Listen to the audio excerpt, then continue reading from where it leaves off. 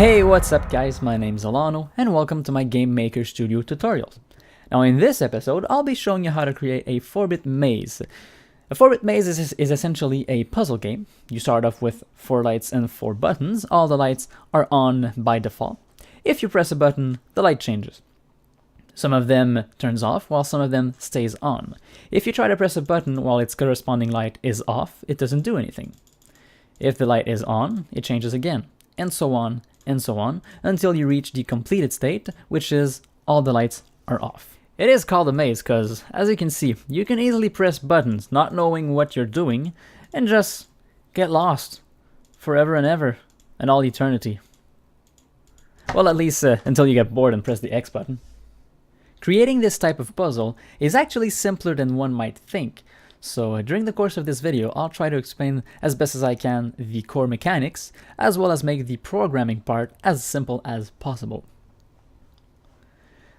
The first thing we're going to do is actually create a room to put our puzzle in. So let's call this room puzzle. For the width, I like to use 256 pixel, and for the height 240. Because it's a small puzzle, it's a small game, so you don't really need all that HDism and all. You can leave the speed to 30, that's good enough. Now, if I start and compile the game right now, you'll see that the window is actually quite small. So it's going to be hard to play and press the buttons with this size. So next, what we're going to do is resize the window so it's actually double the size. So to do that, go back into the, I misspelled this, go back into the room, go into the creation code, and here we are going to write the screen, the code to resize the screen, or window actually.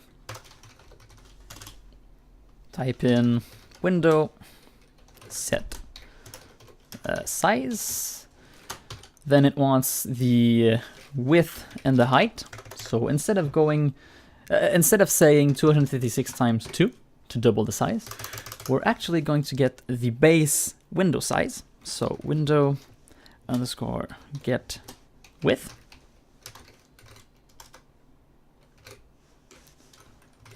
and we are going to multiply this by 2 and do the same thing for the height. Window get height times 2, and that's all. So if I go and compile it now, you'll see that the game is now double the size.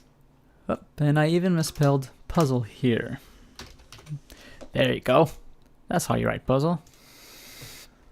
So next we're going to create the sprites and objects we're going to need in order to make the puzzle. So let's create a sprite. Let's call it SPR underscore light.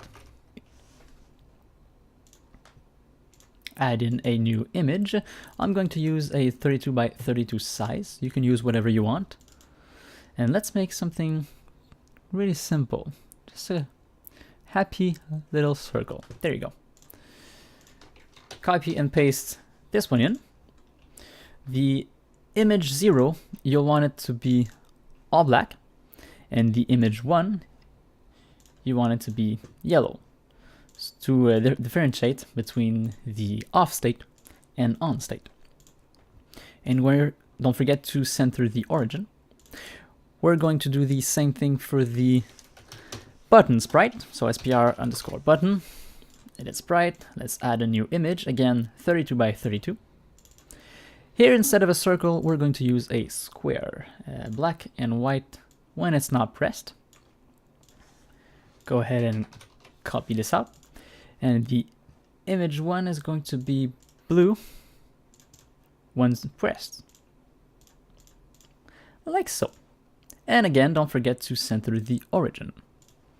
As for the objects, we're going to use 3 objects. The first one is going to be our controller, so I'm just going to call it control. The second one is going to be the light. I'm going to call it object underscore light, and give it the sprite light. And the third and last object, I'm going to call it object underscore button, and it's going to inherit the button sprite. You can go ahead and put these objects in the room right now. So we're going to snap the grid to 16 by 16. Go into objects, put the controller on the top left. It doesn't really matter where it is because it doesn't have any sprites. We're going to put in 4 lights and 5 buttons. So let me just place these for you guys. I'm going to center the lights with the buttons, like so. And this one here is going to stay in the corner. Now, in these objects, we are going to put some creation code. So this one, I'm in the first light object. I'm going to set up the light variable to 0. So further on, when I'm going to put some code in this object, in the light object, it's going to differentiate which light it is depending on what creation code it has. So this one is 0, this one's going to be 1, this one 2, and this one 3. So let's do this right now. Second one is going to be light 1. Third one is going to be light 2. And last one is going to be light 3. And we're going to do the same thing for the 5 buttons. So go ahead and add in some creation code. This one is going to be called button 0. The second one, button 1, and so on.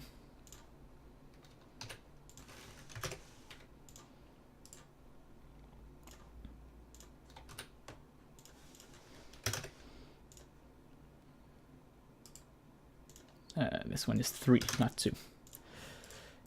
And the last one is going to be button 4. Now I have 5 buttons. These 4 ones are going to control the lights, and this one is simply there for a reset. Alright, so the next step would be to actually generate the puzzle, but first let me try and explain to you guys how it's going to work. So the game is going to use different states, okay? So at any given time, it has to be in a certain state. And when you press a button, the state of the game changes. Now these states are actually what dictates if the light is on or off, and if the button can bring you to another state or not. I have this little graph here to actually make this more visualizable for you guys, okay? So for instance, the starting state of the game is state 15, okay? First column represents the state number, and the other columns represent their corresponding light and button. Okay, so this one is the first, second, third, and fourth. Now, say we start in state 15, okay?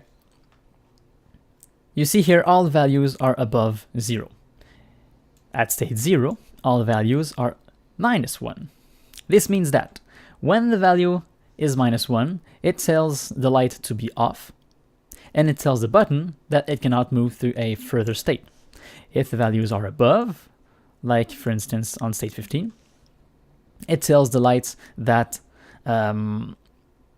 it can be on, and it tells the button that it can move to a further state. Now, since this represents the first light and first button, this one the second, this one the third, and this one the fourth, this means that all lights are going to be lit up while into the state number 15. And if I press the first button, it's going to bring me to the state number 6. If I press the second button, it's going to bring me to the state number 4. Third one is going to bring me to state number 9, and last one is going to bring me to state number 2. If I press button number 2, then the state of the game changes. We are now in state 4. In this state, as you can see, the first 2 lights are off, the last light is off, but the third one is on. This means that the first, second, and last button will not do anything, but the third one will. And if you press it, we're going to get ported to state number 11. Now the game is in state 11. As you can see, the first 2 lights are on, the third one is off, and the last one is on, and so on and so on.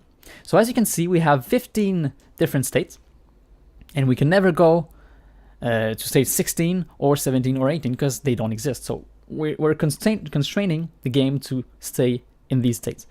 We start at 15, and the goal is to go to state 0, where all the lights are off.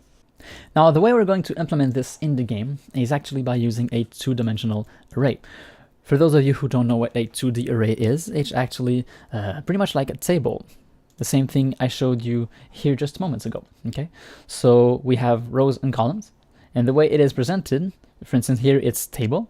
So table 0, the number of the row, and the number of the column, okay? So for instance, table 0, 1 is going to give us this value here, which is at the 0 and first position of the table, okay? So table 1, 3 is going to get us this value here. The same as state 5, 3 is going to give us this value here. And state 4, 2 is going to give us this value here, okay? So that is how we are going to tell the game first which state it is in and where to get these values so that it knows what to do next, okay? Hopefully you understand how this works, and if you do have any comments or questions, you can also leave a comment below, okay? Next, let's generate the puzzle. So for that, we are going to create a script. We're going to call it puzzle 0 because it's the first puzzle, and this is going to generate the puzzle. Okay, so first off, we want to actually create the array I was talking about. So for that, we're going to use a for loop. Let me write this in and I'll explain it afterwards, okay? So for I equals 0 and I is smaller than 16, I plus plus,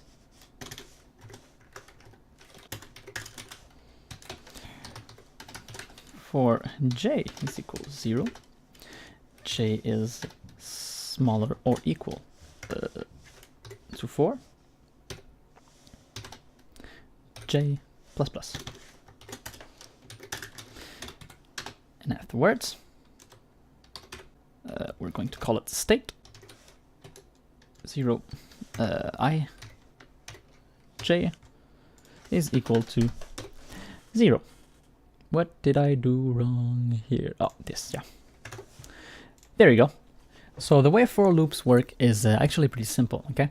So we start off by giving it a statement, after that an expression, and we finish off with another statement. So the first statement actually initializes the for loop. So in this example, I is equal to 0. After that, the expression tests whether the loop should be ended or not. Here, as long as I is smaller than 16, continue on with the loop. And the last statement actually tells the loop what to do as long as I is not equal to 16, okay? So basically, it sets up I. After that, it says, as long as I is smaller than 16, do this, okay? And here we do the same thing, but with the j variable, okay? So as long as we start off by setting up j equals 0, is equal to 0. As long as j is smaller or equal to 4, j increments by 1 each step. Okay, so by setting up the j loop inside the I loop, we are going to create the state to the array. Okay, so I is equal to 0. For each time I is equal to 0, this here is going to increment by 4. So this is going to give us 0, 0, 0, 1, 0, 2, 0, 3, 0, 4. Okay, this one turns, after this is completed, I turns to 1. So it starts off again. I is equal to 1 now. After that, it gives us I is 0, I1, I2, I3, I4. And so on until I is equal to 16, where it stops. Once the 2D array is created, the next step would be to actually put the variables inside the array. Now, for the sake of simplicity, I will not be creating a randomizing algorithm for this puzzle. I'll just manually input all the states inside the array, okay? And there it is right here. So like I said, when I is equal to 0, the j loop loops as long as j is equal to 5. So it loops 5 times, creating this here. When I is 1, j loops 5 times, creating this. When I is 2, j loops 5 times, creating this, and so on, okay? So the first number here is going to be the state. The second one is going to be the first bit, or the first light and button. After that, second bit, third bit, and fourth bit, okay? So all the variables I set up here for all the 15 states in the game, 16 states actually, if we count the 0, are here. These are essentially the same thing, okay? So, for example, state 0, 0 is going to be 0, and after that, state 0, 1 is going to be -1, 0, 2 is going to be -1, 0, 3 -1, 0, 4 -1. The same as here, okay? Now you could pause the video and copy all of my variables here inside of your array, but you can also create your own puzzle, okay? Let me just tell you the 4 rules we have to stand by creating a 4-bit puzzle, so you can create your very own, okay? First one, if you select an off bit, and by bit I say button or light, okay? So if you select a off bit, it causes no state change. We already, I already said that, okay? So the second rule is going to be selecting an on bit turns that bit off, meaning that if I am at state, say 15, and I press bit number 6, I go to state 6, right here, but this same bit turns off all the time, okay? Rule number 3 is going to be no 2 transitions out of the state leads to the same state, okay? Meaning that you cannot have 2 buttons that leads to the same state. So this one is 6, this one cannot be also 6. It has to be different, okay? And the last rule, A, is that all states are reachable from the initial state, and B, the goal state is reachable from all states, making that the game is actually solvable.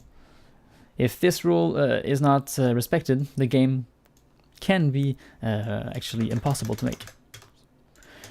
Well, you know, it's up to you. You can make the game impossible to create, to solve, but I personally like solvable ones, okay?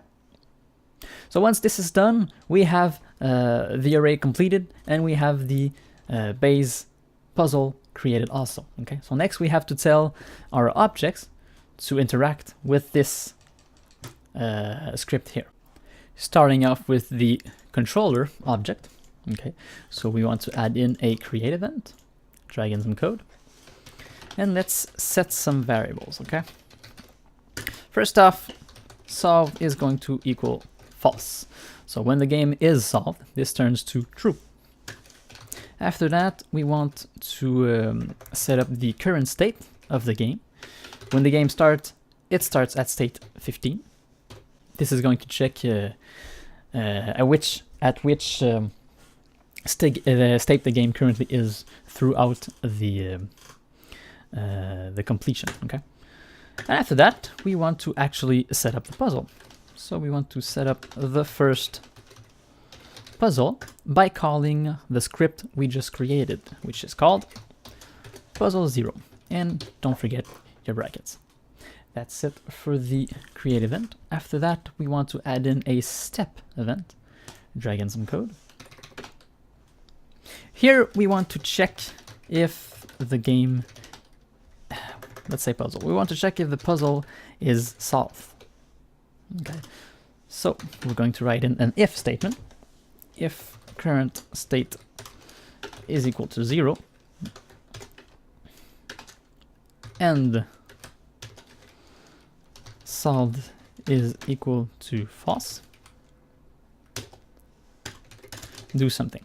Okay, so this checks If the current state is equal to 0, which is the solved state, and that solved is false, it's going to set solved to true,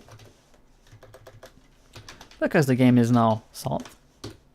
And we are going to set off an alarm. Let's say alarm 0 is equal to 5 steps.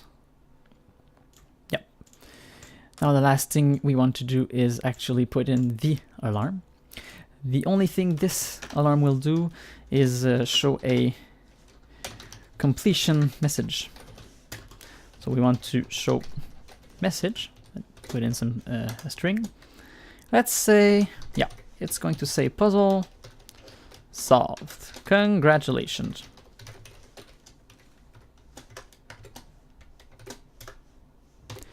And there you go. Whoop, I misspelled puzzle here again. Puzzle solved, congratulations. All right, so that's it for the controller event. Next object is going to be the light object. Now, if you remember, in the room, we actually put some creation code on each of them. So first one is light 0, second one is light 1, 2, and 3, okay? So in the light object, we want to start off by creating, by putting a create event and some code. Now this only serves to set the image speed, yeah, to 0, as well as the image index to 0.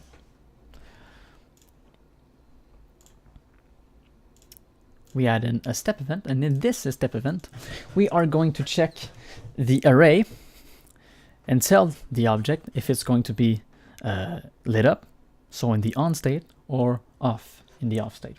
Okay, so for that we are going to, let me just comment this,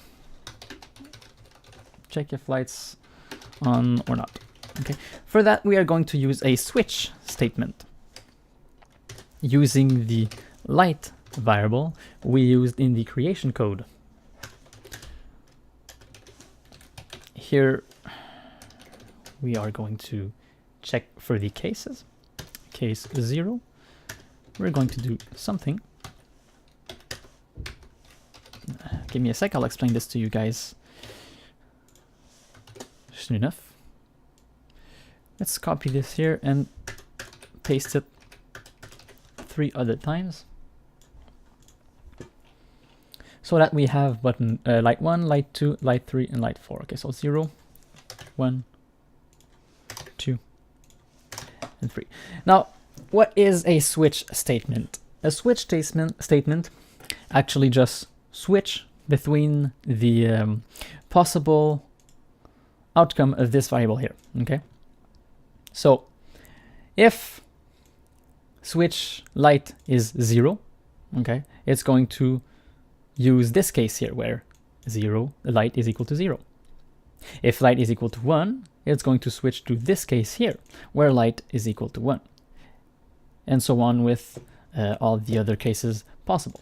Okay, let's start off with case 0. We're going to check the array. Okay, so if controller dot state current state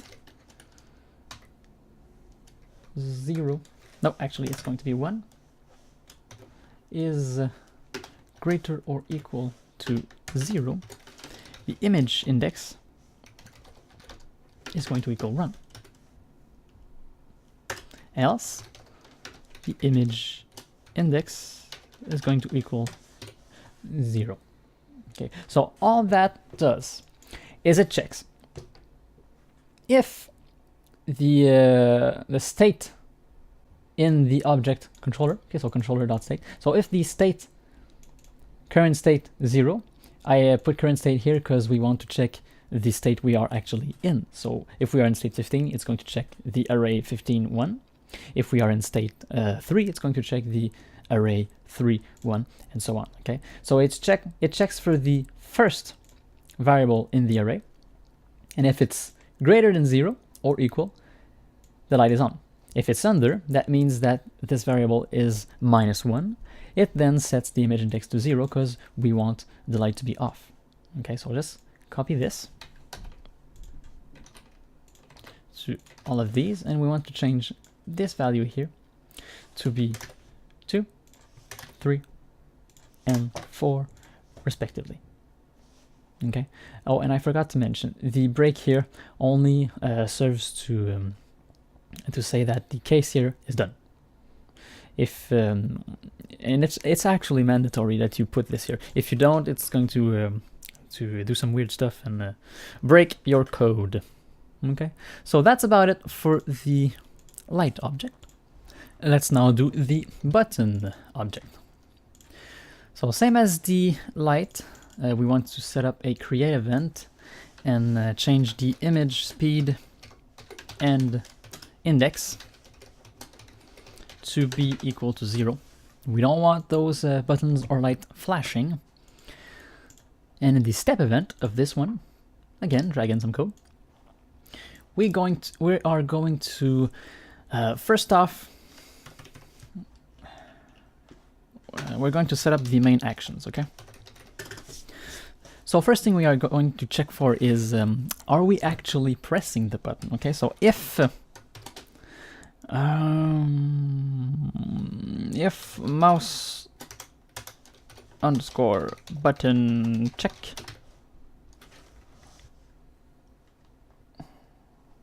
oh, actually it's mouse check button, and we want to check the left mouse button. Okay, so if it is pressed,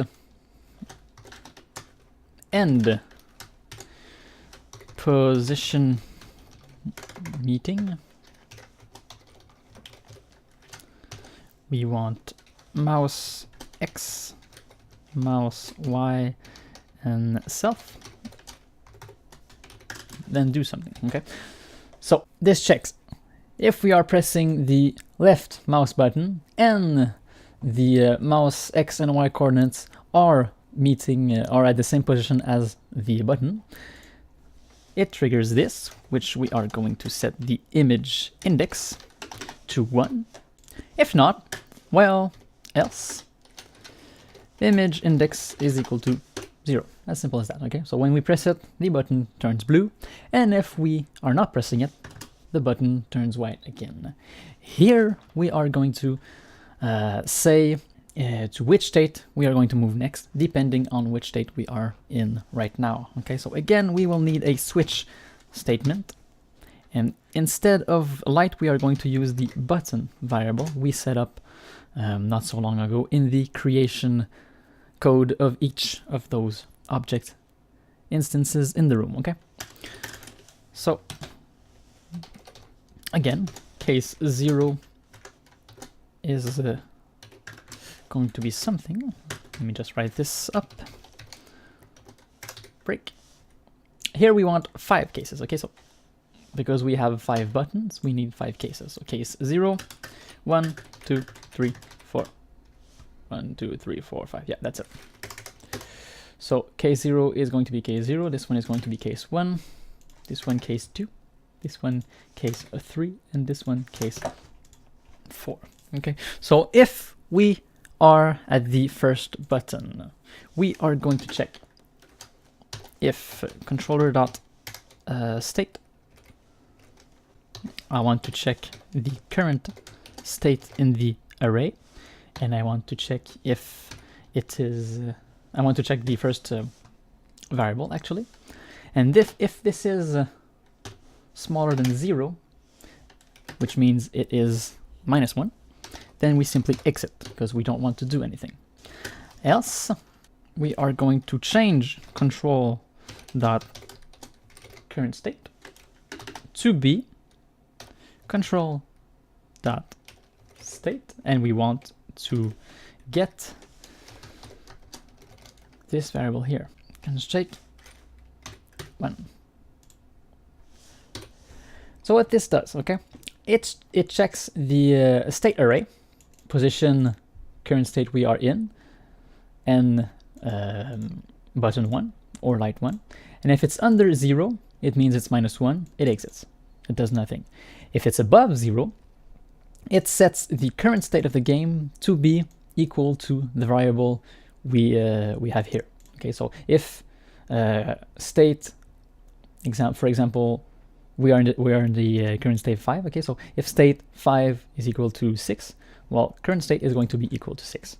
Okay, and we want to copy and paste this into each of those, except the case number 4. This one here is going to become 2, and this one here is going to become 2. That's 3, and this one here is 4. Okay, so this is the actions for all 4 buttons, and the 5th button is actually going to be a reset button. So all this is going to be is going to set the control state to be equal to 15. So it resets the game, and it says that the game is not solved anymore. If it were solved, if not, it doesn't change anything. Okay. So that's about it for the game, actually. Let me just press OK here and let's test this out.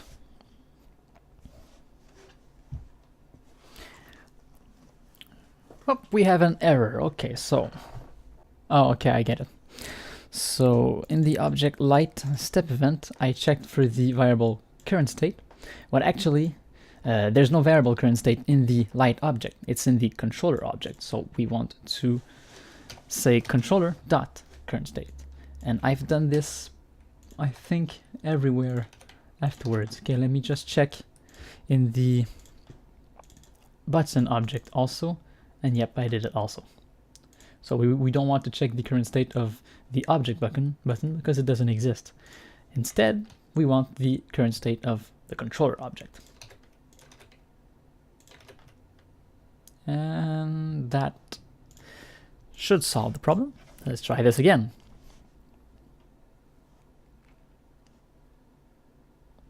And there we go. Oh, it's a bit fuzzy. Okay, let's do something real quick, okay? Go into the global game settings. Under the Windows tab and graphics, you want to uncheck the interpolate colors between pixel. What that does, when you have a higher definition graphics, it's good to have this checked because you want all the, you don't want the pixels to show up, okay? But since this is a smaller game and you want the pixel to show up, you just uncheck this and see, it's all crisp. So let's try this, okay? We press the first one, and we have an error. Oh, okay, I forgot. Silly me, silly me. I forgot to change this one also.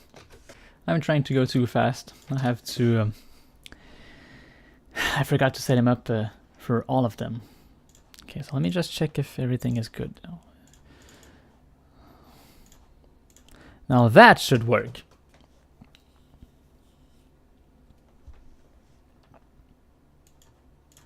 And there you have it.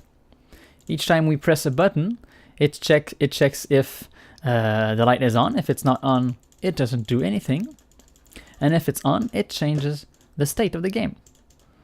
Okay, so I have the solution, but before trying off, see, the reset button also works. All right, so let me just check the solution and see if this works. Okay, so this one goes to 7, and we have completed the game. Puzzle solved. Congratulations. And that's about it for this episode. Thank you very much for watching, guys. And if you so desire, the source code is going to be in the video's description, so you can go ahead and download this GameMaker file and check the coding for yourself. Now, if you have any questions or problems with this video, please leave a comment below. I'll try my best to respond to all of your comments and make sure that it works for each and every one of you guys. Also, I have a Patreon page, so if you want to support me on Patreon, go ahead and check this out also. Thank you very much, and see you next time.